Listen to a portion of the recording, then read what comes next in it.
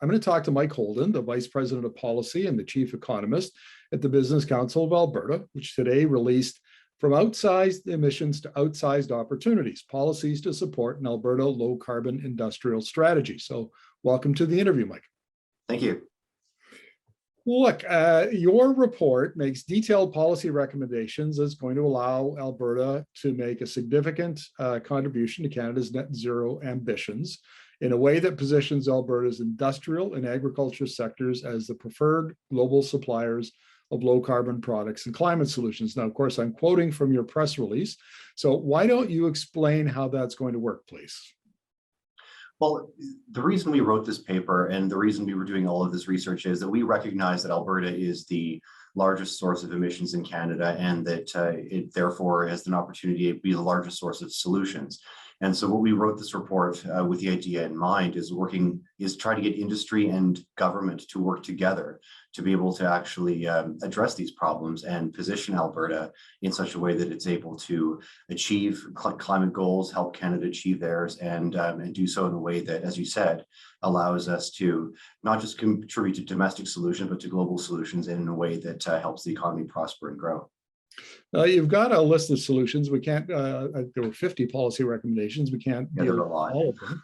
Yeah, but let's deal with some of the bigger ones. And one of them is aligning Alberta's carbon pricing, and I assume you mean the industrial emitter carbon tax, with the federal governments and agreeing on an escalator going forward. So I have two parts to this question. One is, what kind of an escalator are we talking about? And B, where do you stand on the output-based pricing? Because the energy system, companies, for instance, get 80 to 90% discount on the carbon tax as it is.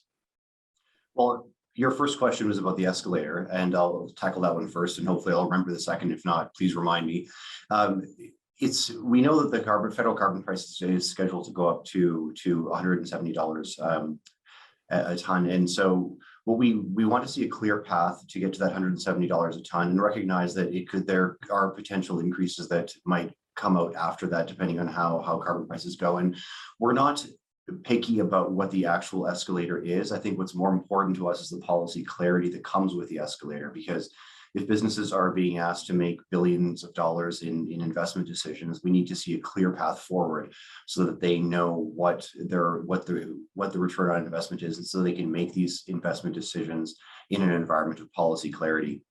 And so, as predicted, I forgot what your second question was. I'm sorry, I need to ask you to repeat it. The second question is about the output-based pricing system. So, right now, an oil and gas company gets 80 to 90% discount on whatever the carbon price is set at. And it seems to me that if you're looking for an escalator or a way to apply the carbon price in a more fulsome way on industrial emissions, either getting rid of output-based pricing or reducing that discount significantly would be a good start. Well, it would. I think that one of the issues that we're trying to balance in all of this is to be able to make sure that Canadian industry continues to be competitive competitive globally, so that we have, one of the reasons why we have the output-based pricing system is to ensure that Canadian industry that exports heavily aren't undercut in foreign markets, or in domestic markets for that matter. And so we want to make sure that there's some sort of a balance here so that we can achieve Canada's climate goals and contribute to global solutions, and do so in such a way that doesn't necessarily undermine the competitiveness of our industry. And the main reason for that is that if we do that, the production of a lot of these products in Canada is not large enough to be a huge influence in many of these products internationally. And so if production ends up shutting down in Canada, it will be picked up elsewhere, and what we'll end up with is little to no impact on reducing greenhouse gas emissions, and a significant economic impact here at home. Yeah, fair enough. That's the old carbon leakage argument, and it certainly is, applies to a lot of industries like, cement and steel. I'm not sure that there's much of a competitor for the oil sands, and it applies there, but nevertheless, we'll leave that question for another day. Now, one of the things, and this may be the most important or most interesting recommendation, and that is that the Alberta government send a clear public signal that it's committed to dramatically lowering GHG emissions, i.e., where is the Alberta climate policy? I think that it's important for us with this work that we did to make sure that both levels of government, the provincial and the federal government, are aligned with one another and with businesses and with Indigenous communities to make sure that we're all rowing in the same direction to be able to get this work done.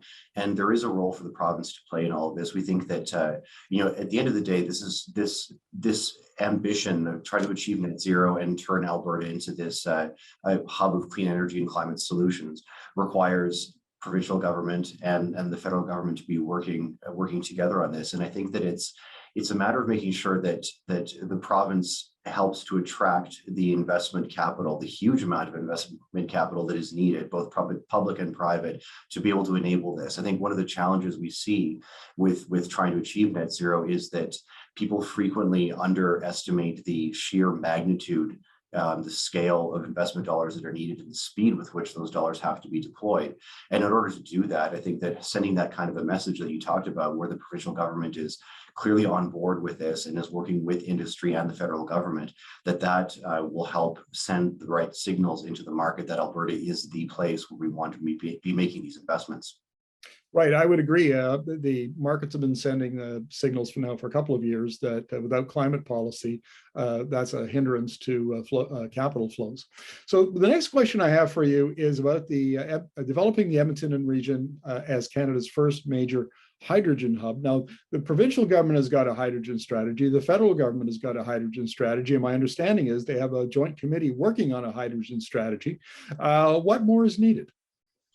Well, I think that there are a few things that are needed. First of all, we need to make sure that we have the right amount of financial resources devoted to this project. I mean, there's a fair bit of infrastructure that needs to be built up, research and development support to lower the cost, to improve the carbon capture component of it, to make sure that this is as low emission hydrogen as is possible.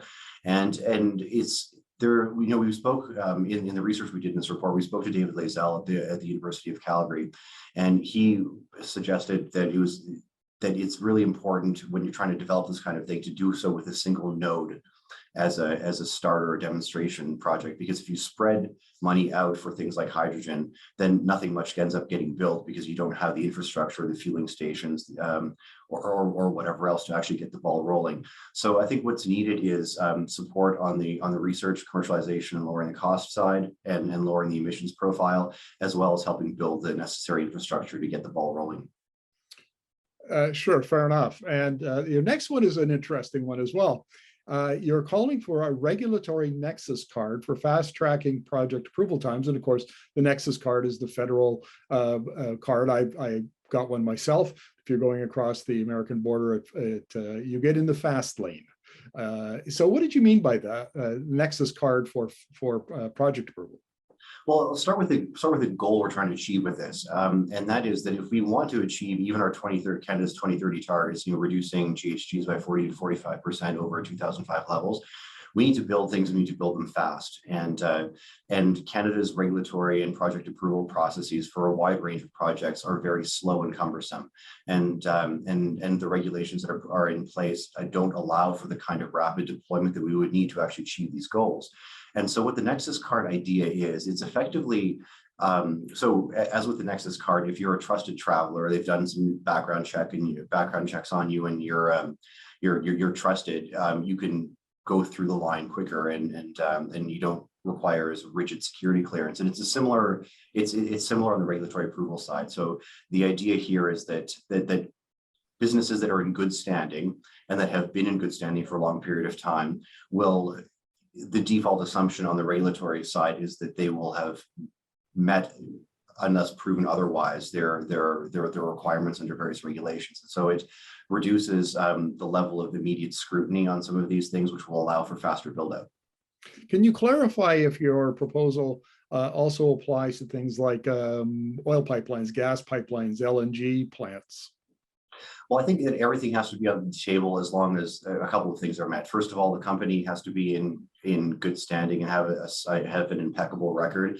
And second of all, that we're not trying to sacrifice public safety with all of this. This is simply about making sure that projects can be developed as quickly and as safely as possible. And it's those two things at the same time that needs to happen. Another one that caught my eye is you're asking the federal government to put together a large pool of grant money for building carbon capture and utilization and transportation infrastructure. Tell us about that. Yeah, well, I think that there, in general, when we look at how we're going to achieve net zero by 2050 and achieve 2030 targets, there are two things that need to be done. First of all, we need to, in the short term, we need to reduce the emissions intensity of our existing industries and our existing energy sector. And second of all, moving forward, find new energy solutions and new energy products that are lower carbon that we can use. And so the need for carbon capture comes from two areas. First of all, it's the fastest way to be able to immediately decarbonize or reduce the carbon intensity of Canada's energy sector. And on top of that, one of the challenges that Alberta faces in trying to achieve significant emissions reductions is our industrial profile is far more emissions intense than in other provinces. And it's not because Albertans are particularly negligent about the environment, it's because those happen to be the industries that happen to be located in Alberta. And so for a lot of these, there isn't the opportunity. You can't electrify things like fertilizer production, for example, or a lot of petrochemical production. And so in the absence of a better technology to date, it's the investment in carbon capture and the associated infrastructure that is needed to start driving down emissions in the short term while we work on longer term solutions. Mike, I'm going to get your reaction to an argument that I made in a column recently, which is that before Canada commits that large pool of capital to CCUS, especially for oil and gas, that it actually modeled the impact of declining demand, global demand for oil in particular, but it modeled that to know how competitive the Canadian oil and gas sector would be under changing market conditions before you sink tens of billions of dollars of capital into these things. What's your take on that? Well, I didn't read your article, so I don't know exactly which, have the depth or nuance of your argument or which specific modeling projections you were using. But most of the ones that we've seen project that the global demand for fossil fuels is going to either grow or remain constant over the next minimum 20 years.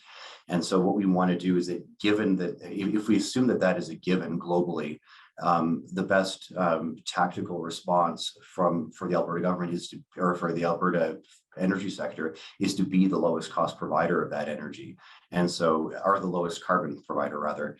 And so I think that the time frame that we're talking about here will still be using fossil fuels, even if it's some declining capacity. And so I think that it's important strategically for the environment and for the economy in Alberta to make sure that to the extent that these fossil fuels are still being used, that they're Alberta energy that's being used because it's the lowest carbon product. Okay, Mike, thank you very much for your insights. Really appreciate it. No problem. Thank you.